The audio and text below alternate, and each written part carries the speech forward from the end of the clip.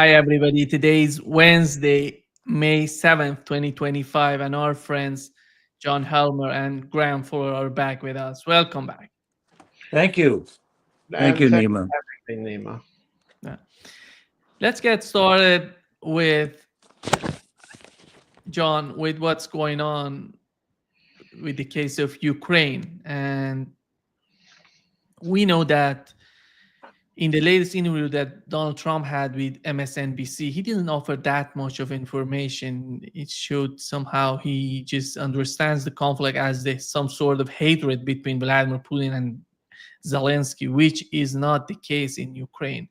And here is what Keith Kellogg said about the conflict, the current situation of the conflict. We don't know who can we trust to hear, and because Donald Trump doesn't offer so much about it, we have to listen to Keith Kellogg and what he's offering to us. They want to have a comprehensive, when I define comprehensive, as sea, air, land infrastructure, a comprehensive ceasefire for a minimum of 30 days, which can be extended. They're willing to do that today. And when I came out of London 2 weeks ago, we sat with what's called the Coalition of the Willing, primarily led by the French, the British, and the Germans, that they want to have this comprehensive ceasefire with a lot of conditions assigned to it. And the Ukrainians agree to it. Now, they don't like them all. I think we're close. The one man who can deliver it, I believe, is President Trump, as long as Putin agrees. And that's one of probably our impediment to progress, is the president of Russia right now not agreeing to it. So you had Mark. Yeah. Go ahead, John, your take on what's going on. A lot's going on, Nima. And what General Kellogg was saying there is that he expects Trump to push Putin. Now, over the last few days, I've been reporting that I expect, because my Russian sources expect, that after the Victory Day celebrations on May 9, sometime either immediately after or over the weekend, President Putin will agree to a summit meeting with President Trump, probably in the UAE, probably in Abu Dhabi, which would, because Trump will be in Saudi Arabia, the UAE, and Qatar next week. Trump has said in a press gaggle at the Oval Office with Prime Minister of Canada, Mark Carney, that he's got, and I'll just look at it to quote you, a very, very big announcement, as big as it gets. Now, he said that, and then he issued a tweet talking about big announcement coming. I believe that to be a summit meeting with President Putin next week. Second, what Kellogg is saying, and we have on this program underestimated Kellogg's importance or power in the faction fighting in Washington.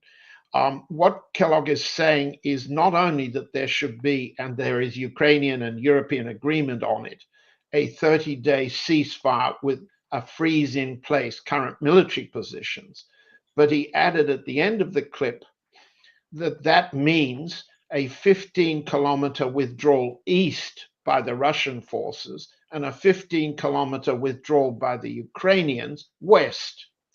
And that created what Kellogg's calling a 30-kilometer demilitarized zone, in which both sides would police the zones they've just left. It's very unworkable. And it's especially unworkable right now because the Russian spring offensive is underway. And what that means is essentially the Russian side is advancing considerably faster than it has been all winter, first. Second, the military bulletins coming out of the Defense Ministry in Moscow show a level of casualty rate identified on the Ukrainian side up at least 15% daily rate over the April average, which means about 1,500 plus lives lost, Ukrainian forces killed on the front. Now, whether one relies on the numbers exactly, the rate is important. Russia is now advancing in every one of the 5 army groups going west. And that means that any ceasefire on the Kellogg terms would mean Russia giving up all of the gains it spent weeks and months building. The likelihood of that, I've asked my Russian sources, is not great. The likelihood that there would be a meeting, a summit meeting between Trump and Putin, high. The likelihood that they'll come out of with a negotiated agreement, in doubt.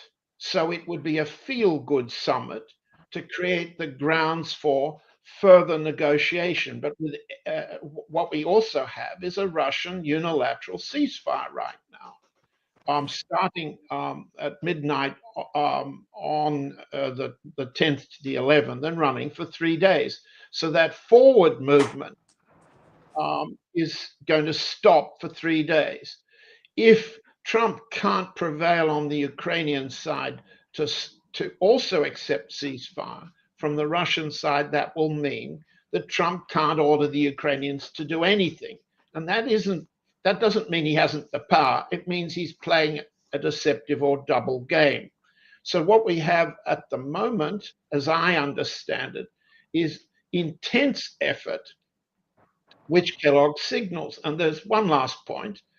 There's been a series of reports around Reuters in the last 24 hours, which document considerable, vicious, and damaging faction fighting within Trump's administration, between his officials, underneath Peter Hegseth at the Pentagon, and underneath the departing Michael Waltz at the National Security Council.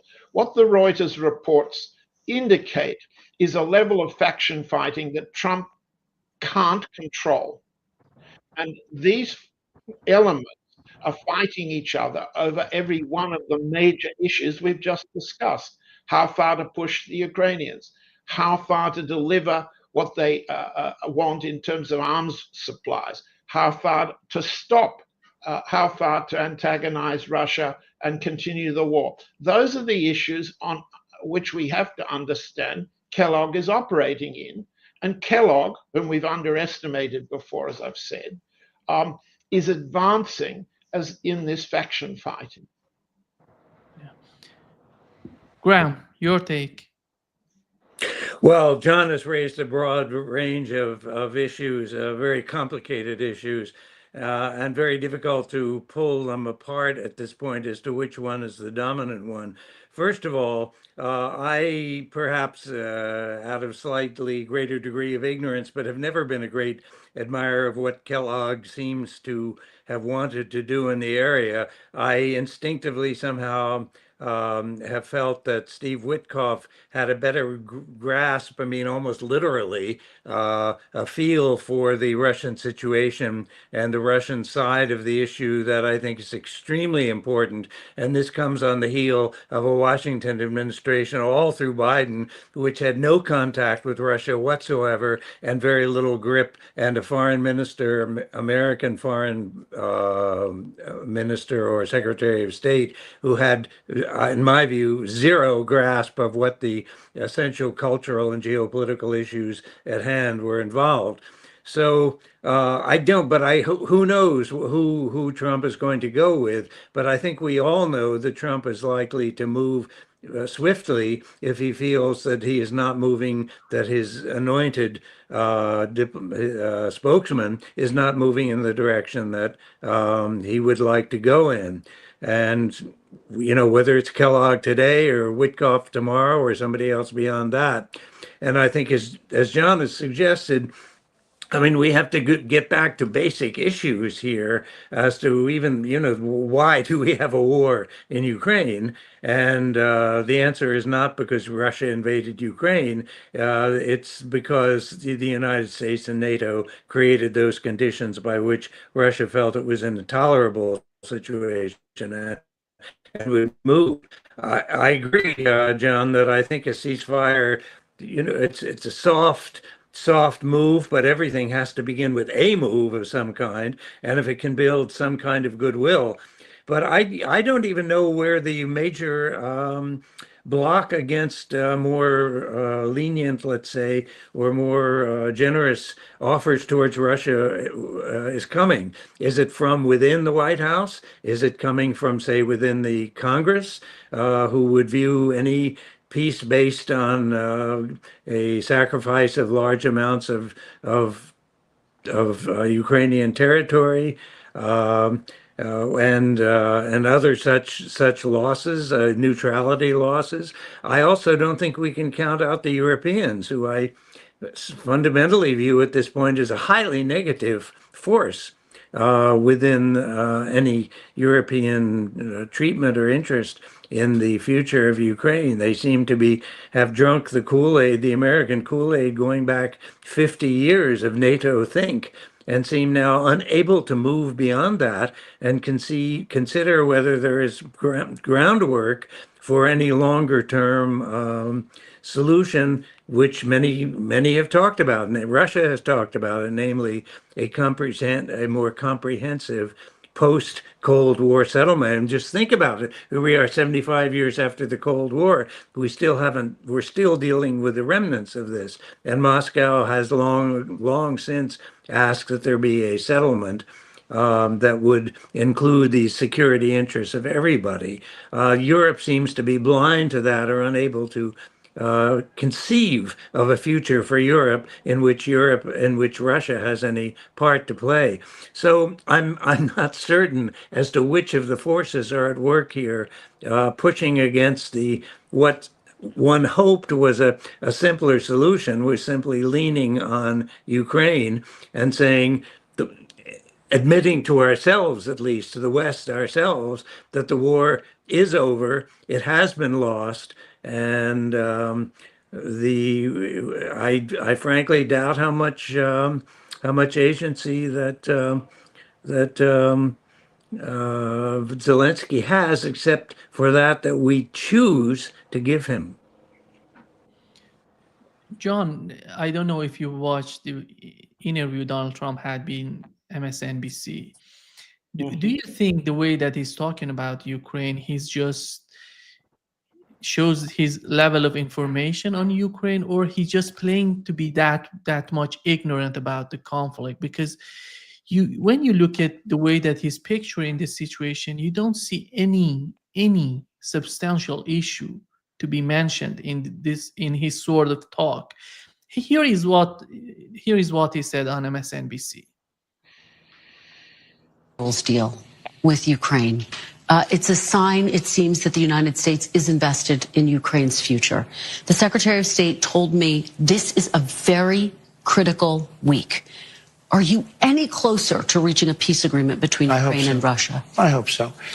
How would you characterize I do believe we're closer with one party and maybe not as close with the other, but we'll have to see. I'd like to not say which one we're closer to, but we did do a deal for the American people that was good. We were able to get rare earth. You know, the Europeans are getting paid back. They have a loan. We didn't. Biden just gave them $350 billion. He has no idea where the money is, what happened. And at least we'll, in one form or another, get our, I don't feel so foolish. And remember this is Biden's war. This was a war that was never going to happen if I were president. This is a horrible, horrible war.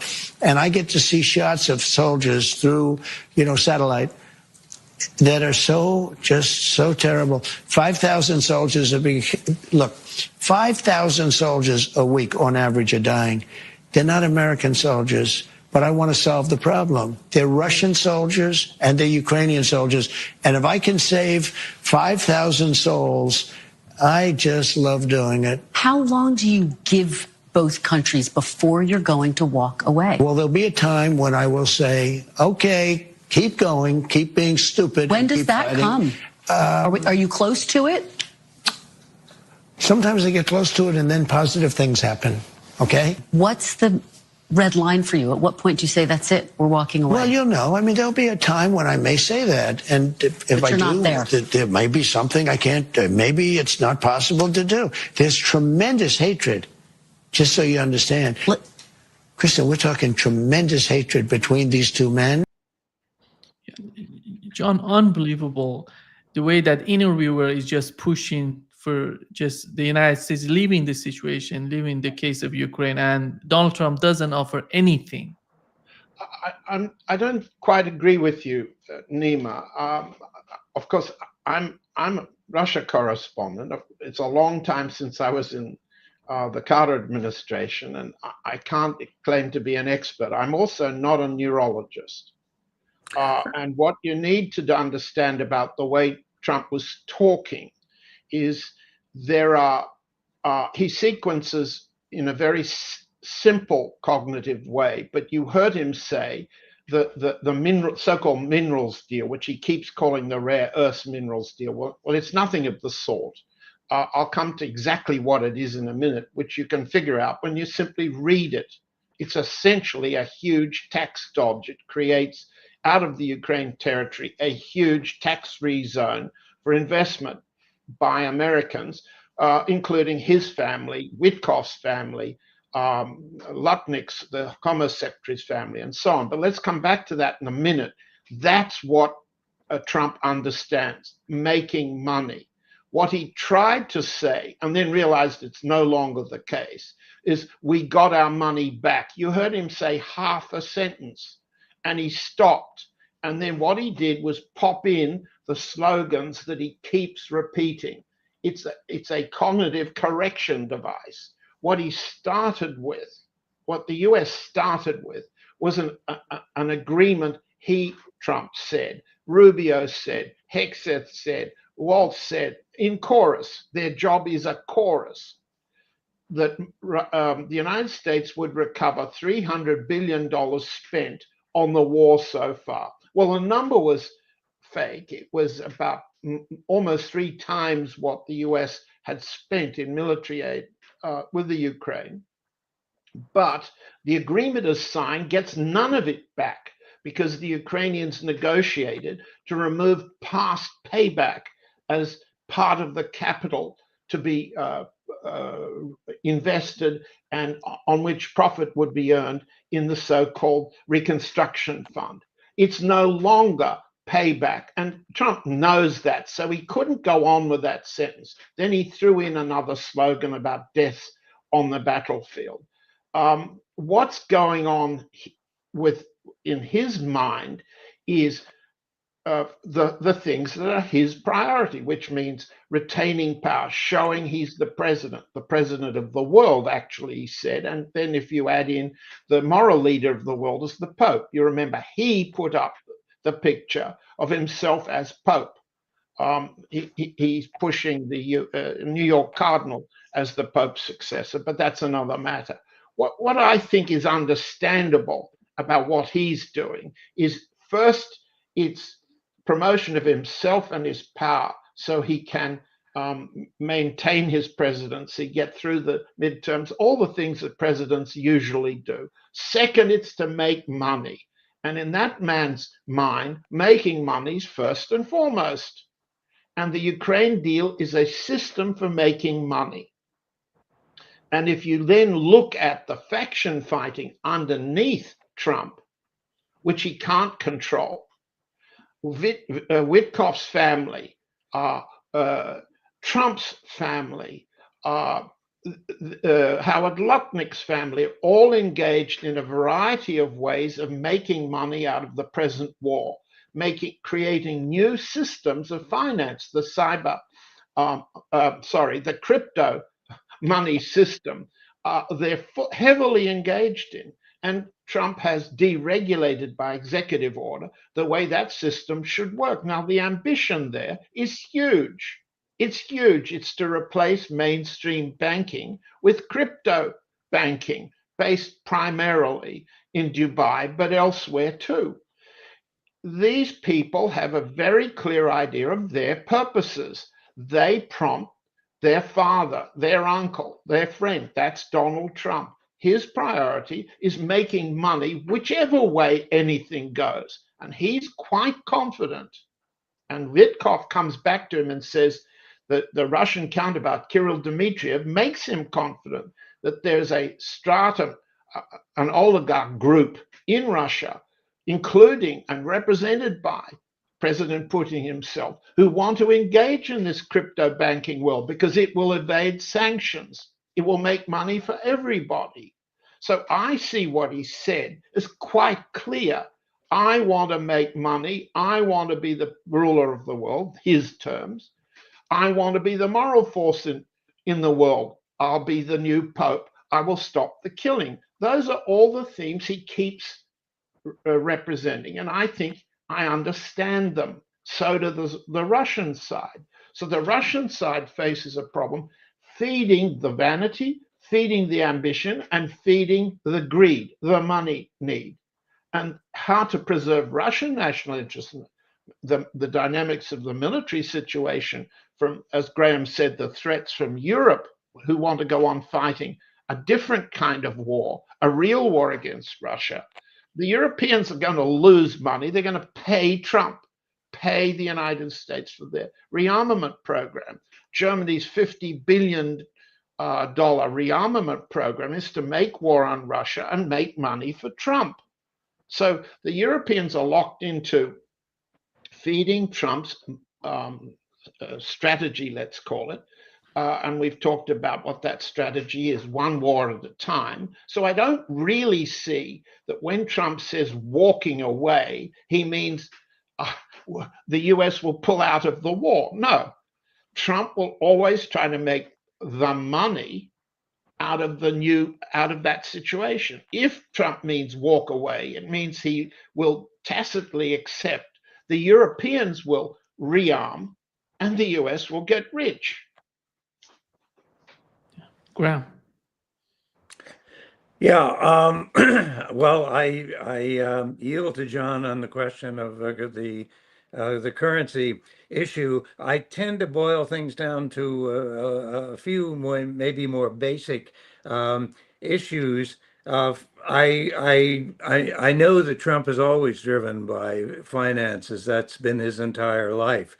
I also, though, think, and John did not exclude it, he mentioned it in the papal context, that Trump wants to be a moral figure. Obviously, to put it in more concrete terms, I think Trump very much is hoping to win a Nobel Prize out of this whole thing, which would cement the idea of being the moral figure. Furthermore, I'd be delighted to give it to him if, in fact, he can bring an end to this Ukrainian conflict.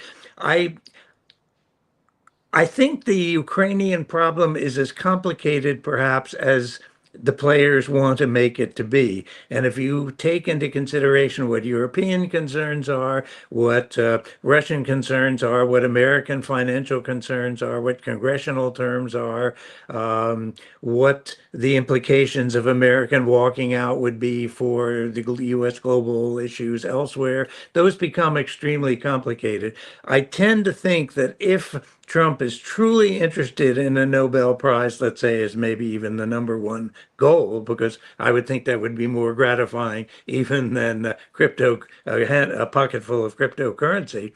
I think the United States is able to impose a solution, if you will, a settlement on Ukraine, which may not be desirable at all from a Ukrainian point of view, or from a European point of view, or even from a congressional point of view from some point. But if he truly wants to end it, he can end it. And I think fairly simply by deciding that we are not going to soften it by mineral deals or try to work other deals with Ukraine, maybe to soften the blow. That will not end the war. I think that is simply complicating the war, even conceptually, much less implementing these actual factors. And conceptually, it's almost beyond belief as to who is going to benefit from all of this and how you manage all of this before you bring an end to the war. My views are a little simpler. Tell the Ukrainians what they need to do if you really want to get out of this. And essentially, the major accomplishment would be bringing an end to the Cold War era, which 75 years later has still unfinished business.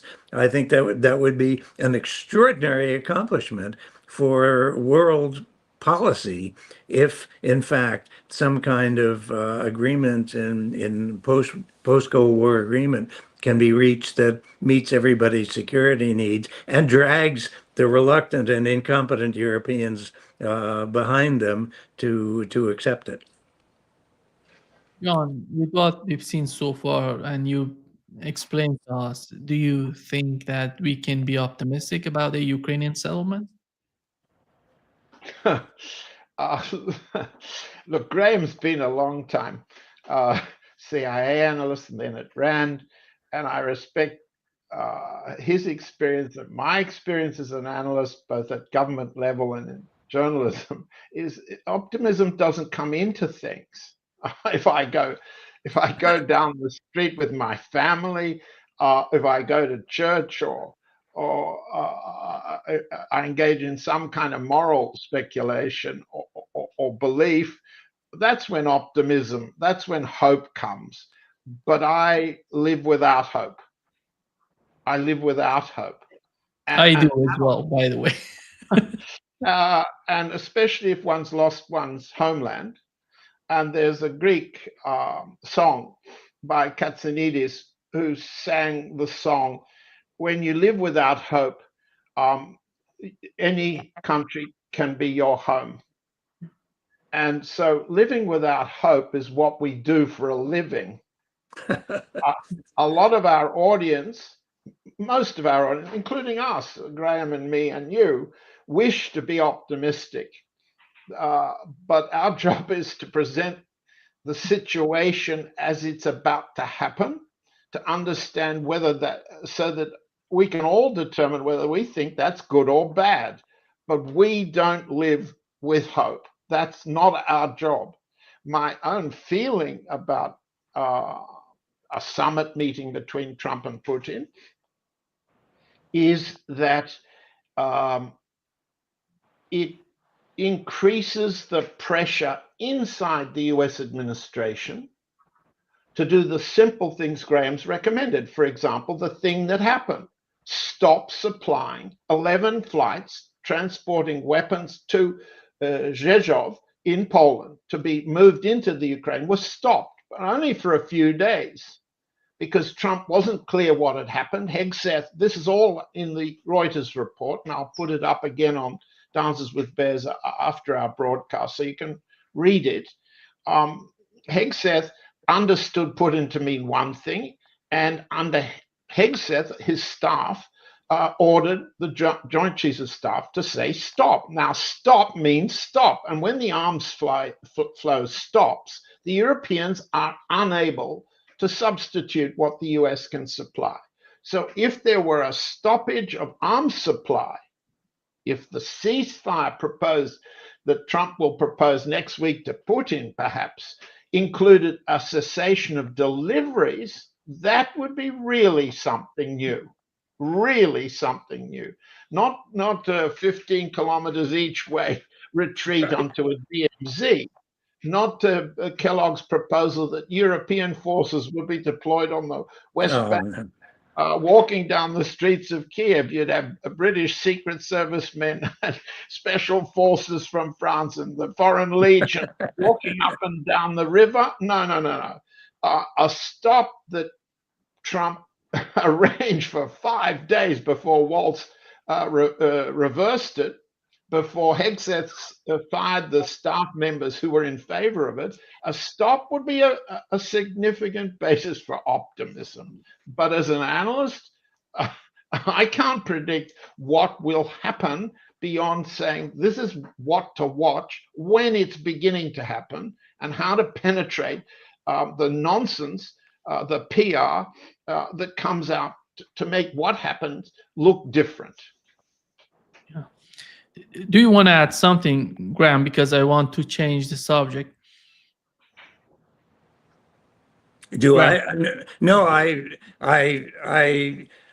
think maybe I'm trying to think in bolder terms because it's maybe too depressing and hopeless, as John suggests, to look at the actual details on the ground. But I mean, I just see it's very easy to get bogged down in all these details before you even have much of a ceasefire. I think some bolder and even harsher action could move things more quickly, but I won't deny their complexity. I'm not sure Hegseth is the guy to be doing this.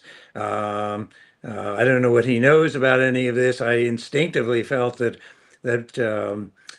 Witkoff, at least I think, has, even if he's a real estate guy, I think he's got this Fingerspitzengefühl, this kind of finger touch for people and things that I think are part of what some of these real negotiations are, that give me a little confidence. But the U.S. can't please everybody, and Trump is going to have to make some very tough decisions.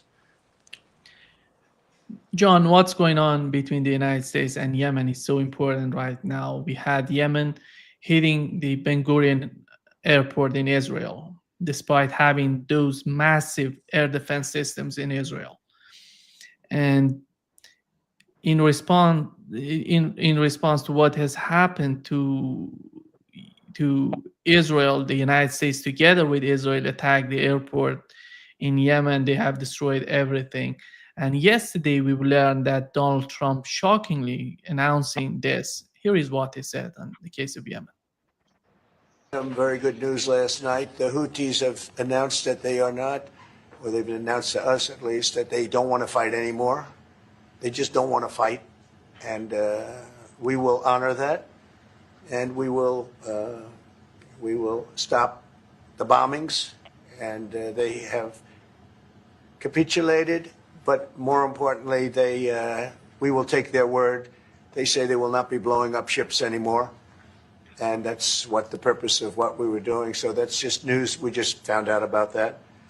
So I think that's very, very positive. They were knocking out a lot of ships going, as you know, sailing beautifully down the various seas. It wasn't just the canal. It was a lot of other places.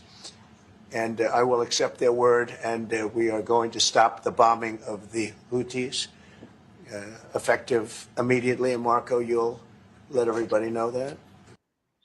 It's amazing that he calls the Red Sea the canal.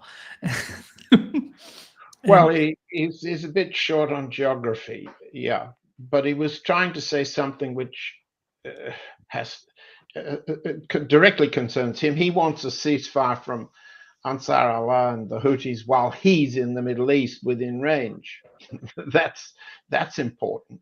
Second, to describe the agreement that has been reached through the Omanis as a capitulation on the Houthi part is not true. What the Houthis have announced, and their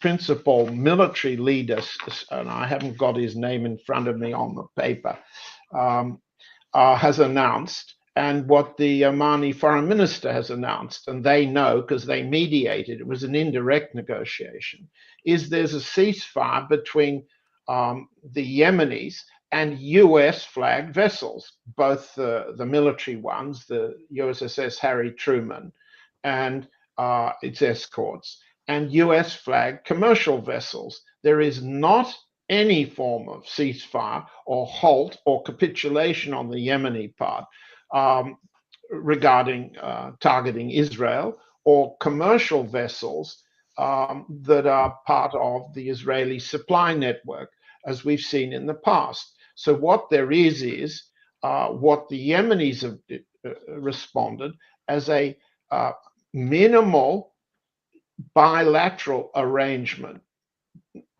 between the United States and the Houthis, mediated by Oman. It's not a capitulation. It's not a change of Houthi policy towards Israel or commercial vessels transiting the Red Sea and the Canal and Arabian Sea. So it's a significant improvement from a US point of view. It's a relief for the Yemenis whose airport and Hodeidah port have been attacked, so it's some relief for them. So it's positive, but it's not what Trump has portrayed. But Graham knows this region more recently than me, so I don't know. Do you have a feeling, Graham, of what's been achieved here and how durable it is? Well, John, I haven't been there in person for quite a long time, but yes, I have spent many years in that area.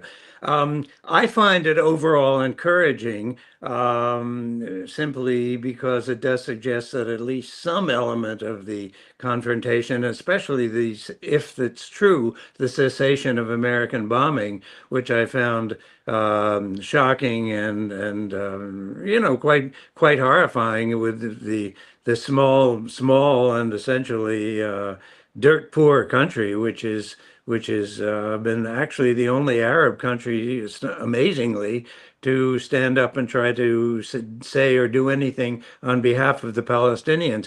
But so I think it may be a step in the right direction. But I agree, John. The real issue is, can the Houthis strike Tel Aviv? And they have just demonstrated, apparently, that they are capable of doing that. And I think that is very, I don't want to say good news, except I want to say that I think it means that Israel's military ambitions and territorial ambitions have to take into consideration yet another complication in simply walking over the region as it stands.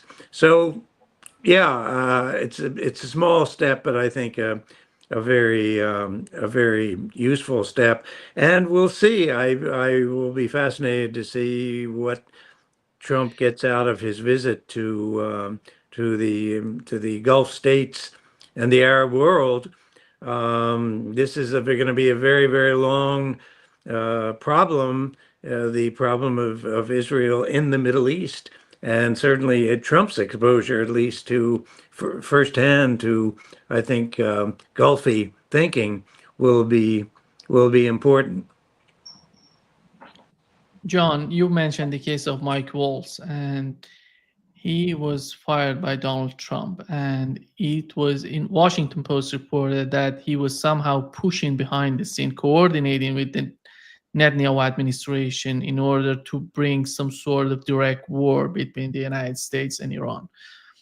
How did you find that report, and how do you see the role of the people like Mike Waltz in the Trump administration in changing the rhetoric toward Iran? It's not fair to ask me, so long gone from Washington, to penetrate that. And it's even more unfair to ask me as a journalist to comment on anything the Washington Post writes. That's really unfair. Their children may be listening, and I don't like to use expletives. There are many versions, and you heard one from our friend and colleague Paul Craig Roberts the other day on your program, of what the faction fighting policy issues were about in the firings underneath Hegseth, the four firings there, and now the firing of Waltz without the firing of anybody underneath him. What's the standard way in which anyone inside administration or a little further away, as Graham was, further away across the river? I mean, what's the standard way in which you understand faction fighting? Well, you see what people are leaking in the press. You read what they've written when they were free to write. You hear what people are leaking from one side of the fight or another. What the Reuters report suggests is that, and that was written on sources, most of whom had been fired except for Waltz.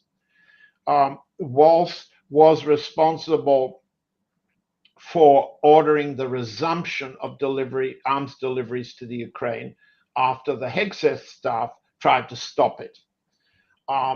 Does that mean that underneath Waltz, because he wasn't the sharpest knife in the box, whether people like Sebastian Gorka, the Anglo-Hungarian aide who is a self-proclaimed expert on fighting Russia, did he persuade Waltz that there was no way to stop arms supplies to the Ukraine?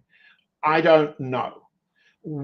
Your question, was Waltz more gung-ho with the Israelis on attacking Iran compared to others, for example, over in the Pentagon, who have said, if you do that, you risk significant damage directly to US bases in the Middle East, to US positions in Saudi Arabia, the UAE, and Qatar, to US vessels at sea, direct damage to the United States, and also the possibility of a humiliating defeat in the air. An Israeli aircraft brought down, a US fuel tanker brought down, and what have you. So there's an argument about whether to engage in an attack on Iran that would end as disastrously as Jimmy Carter's and Zbigniew Brzezinski's attempt to rescue the hostages in Iran in 79 and 80 and so on.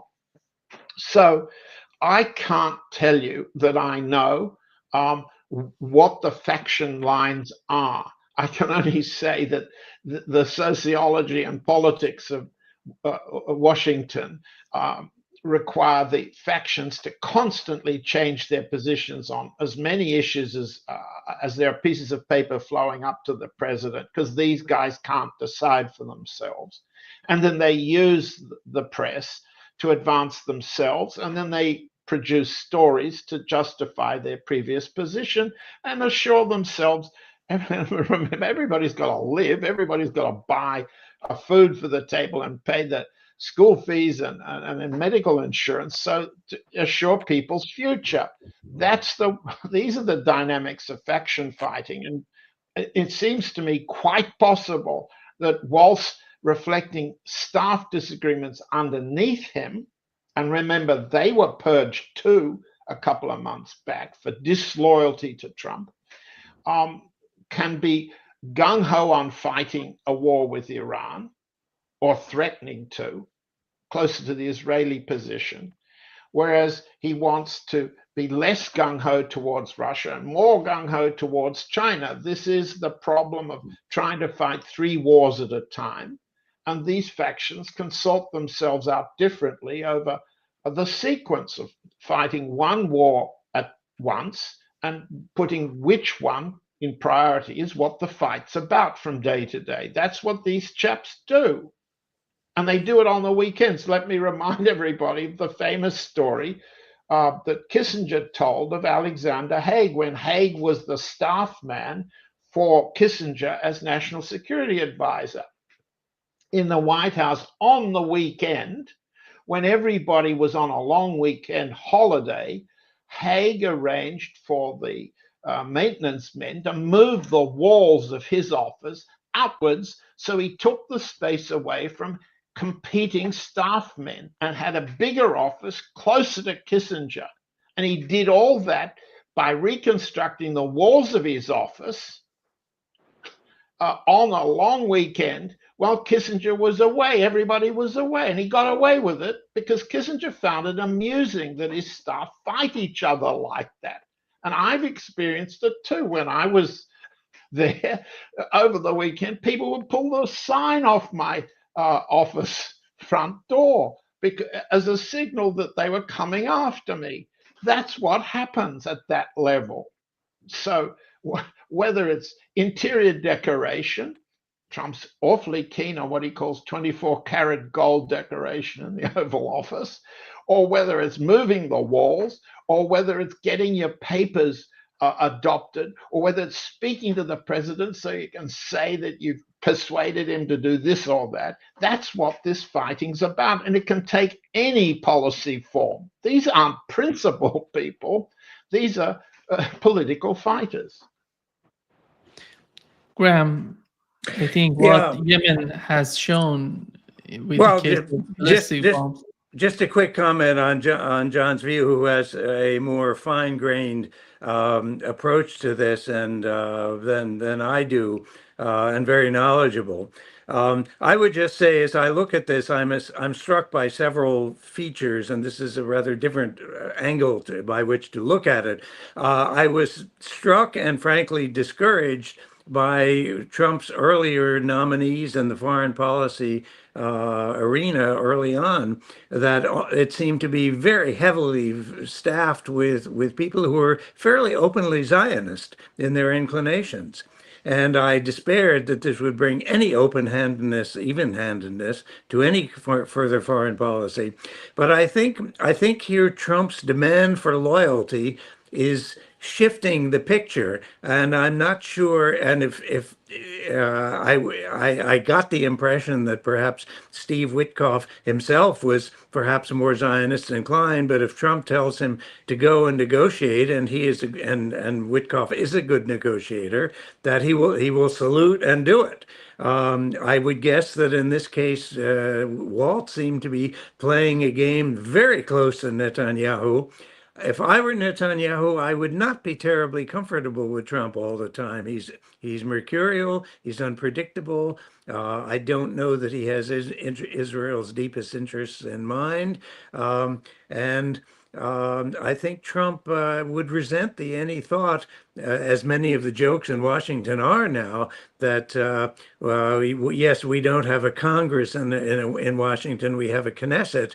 I think that kind of thing stings him, and my sense is that he was angry with Walt's essentially end run around the president himself in dealing with Bibi Netanyahu, who had to come all the way to Washington to find out that Washington was going to open up negotiations with Iran, which seemingly was off the table as far as Netanyahu was concerned. So I think really it's how much Trump can get his people to do what he wants. And he learned in his first administration that there could be a lot of smart people appointed, but if they didn't do what Trump wanted, the policy didn't come out the way he wanted. So I suspect that there are going to be people, even if they're loyal Zionists and people that Bibi loves, I think he will fire them until the right combination comes along who will fulfill his aspirations. John, we witnessed what are the capabilities of Yemenis, which come from Iran. We know that Iran has shown they can penetrate the air defense system of Israel. With what we've seen so far, with what you've said and you've mentioned, do you think that Netanyahu, after all, is really right now is willing to fight a war, direct war with Iran, and doesn't care? He simply doesn't care about what would happen to Israel in that sort of war. How do you find his sort of mind? I'm talking about Netanyahu and his sort of, and the pressure that he's receiving from the society in Israel. I really, best to say, I can't answer that question. I focus on the Russian approach to the Israelis, and I focused in the past on different Arab politics rather than Israeli ones. I can simply say that that in my direct encounters with Netanyahu when he was a junior embassy officer in the Israeli embassy in Washington and the United Nations, and when he would be at parties with my wife and me, Claudia, right, he would do a lot of staring down Claudia's front. He couldn't keep his eyes off her cleavage. I always regarded Netanyahu then as a man who couldn't control his desires. It's one thing. But second, at that time in the 70s in Washington, Netanyahu was not considered bright. There were jokes about his service in the Israeli paratroops, that he'd fallen too many times on his head. That was a joke that US officials would make about Netanyahu. Since then, he's acquired the reputation of being able to control his sexual urges and to have a brilliant mind. Frankly, I don't think such character changes occur. I think you can basically understand him to be focused on preserving his own power, keeping himself out of jail, and look at the factional alignment underneath him, which is composed of religious fanatics who believe that they can win a war against Iran. Against that, the Israeli forces have to calculate that they can't tolerate a significant loss in Iran against Iran. And it's the same calculation that the military assessment in the Pentagon has to face. Right now, Israel has a problem with Turkey, and it has a problem with it with the Turkish-controlled regime in Damascus, which threatens again the Israeli penetration towards the suburbs of Damascus. So those chaps can't afford, with their superiority complex that the Israelis have towards the rest of the world. They too think they rule the world, like Trump says. They don't need to place themselves in a position of looking like the Pope. They have God already on their side. They're the chosen people, right? That's their ideological and religious doctrine. So they don't have to be the Pope. They're bigger than the Pope. They're God already. So Netanyahu, the man who fell on his head too many times, the man who can't keep his eyes out of an attractive woman's cleavage, that man has a predictability to him, and he's not going to suffer a significant risk of loss against Iran. So he won't. Graham. That's a bold commitment, John. I have less confidence than you in that cleavage aside, or falling on his head aside. This might be a last minute gasp, a Hail Mary pass, or whatever you want to call it, last minute gasp to save himself, because as we all know, once he leaves office, he's open to all kinds of legal problems.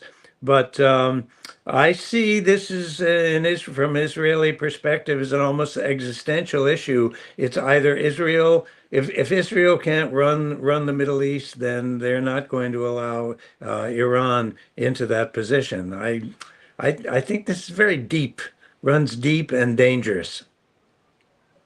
Yeah. Just before wrapping up this session, the case of India and Pakistan and the tensions that are growing between the two parties is so much important. We know that both countries are armed with nuclear weapons, and this shows how important is these tensions and the conflict. Here is what Donald Trump said about what's going on there. We just heard about it just as we were walking in the doors of the Oval. Just heard about it. I guess people knew something was going to happen based on a little bit of the past. They've been fighting for a long time. You know, they've been fighting for many, many decades and centuries, actually, if you really think about it. No, I just hope it ends very quickly. What's important right now, John, is who's trying to mediate between the two parties. It seems that I've seen Iranian foreign minister going to Pakistan, Russia doing something, China doing something, but there is no policy from the United States. Well, I'm not quite sure. I'll defer to Graham, who understands Pakistani politics much better than me and has been in the region more recently than me. The Russian position, understanding of the Indian position, is India doesn't want a mediator and doesn't need to be a mediator. It will settle this bilaterally. And that's been the message that the Russian Foreign Minister, Sergei Lavrov, indicated after he spoke with his counterpart, Jaishankar, the Indian Foreign Minister. Putin has followed up with a telephone call to Prime Minister Modi. The Russian position is expressed in a cool way. I won't go into the words exactly, but the position is Russia will not mediate unless India wants mediation, and India isn't asking for mediation, so Russia will not. But if on the military front, India needs resupply, help, spare parts, whatever, Russia will provide it and quietly. So it's modulated like that. What Trump said immediately after the Pahalgam massacre, when the 26 tourists were murdered by Pakistan-backed terrorist group, what Trump said was, I'm on India's side. And he did it very quickly, April 23, a day after the attack. There's no real role that the US can play to mediate with Pakistan as it used to have. China's got that role now. But I'll defer to Graham's reading on this.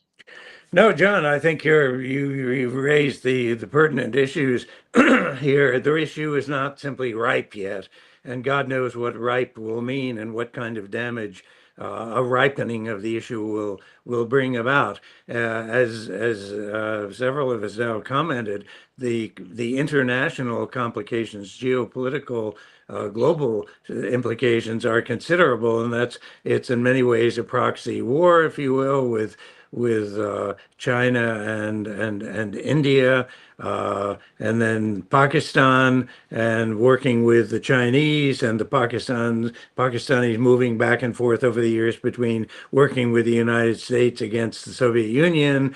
There are lots of different forces, and let me just throw in a third one that's not mentioned very often, but I think it's an important one and perhaps a slightly disturbing one as well, which is the Israeli connection. I think Modi very much sees himself in the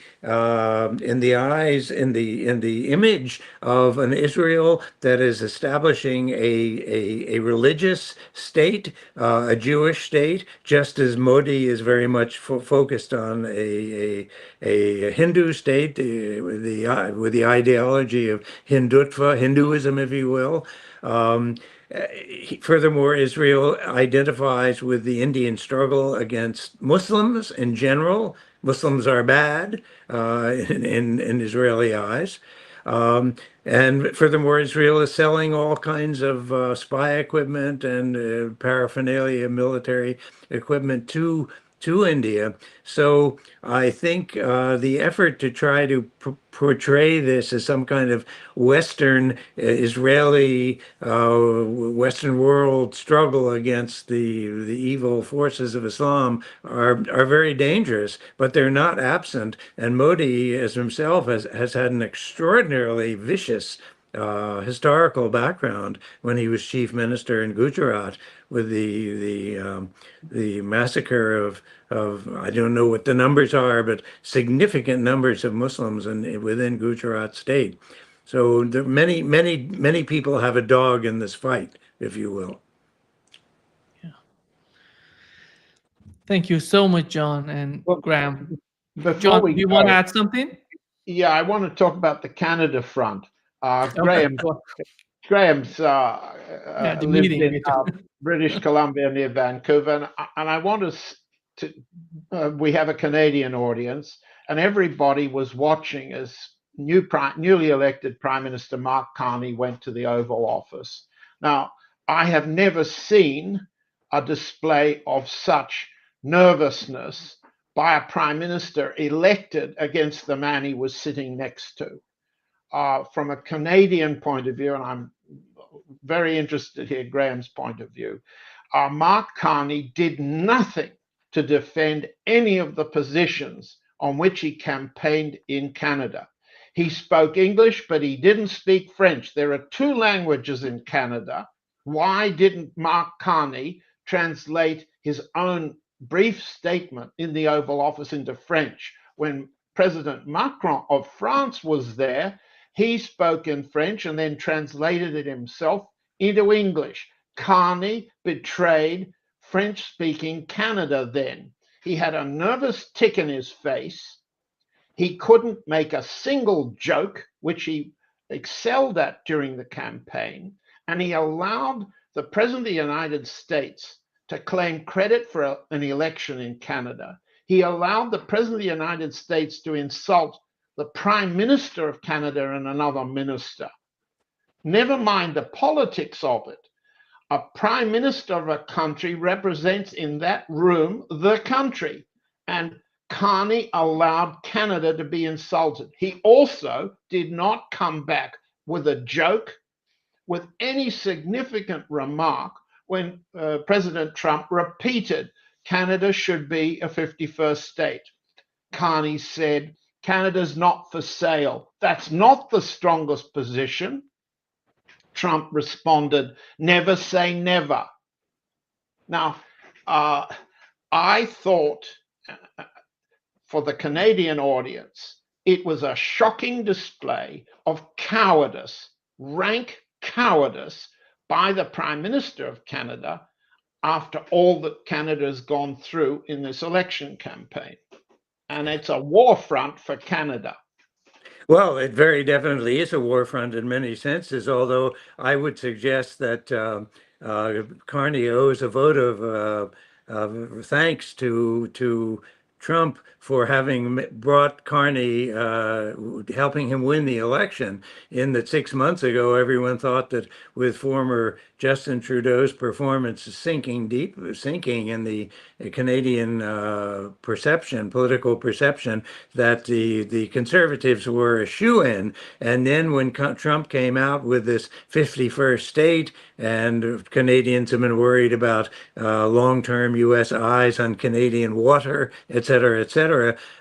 These threats brought together Canada in a way that has not happened in a very long time. I am actually now living in Montreal, so I have a little closer feel for a little more for the French side. Certainly, I think the French have felt far closer to the rest of the country in the French Canadians feeling much closer to the rest of the country as a result of the threats from Trump, and helped turn the election against the Poilievre, who was the Conservative candidate, who in my view, would not have been terribly desirable, but what do I know about that? But I think there's a greater sense of unity in Canada today than there has been in a very long time, and that includes the French Canadians, who feel that they have much more at stake in a united and strong Canada than maybe they did before. Yeah. Thank you. Thank you, John and Graham, for being with us today. Great pleasure, as always. Thank you, Nima. My pleasure. Take care. Take care.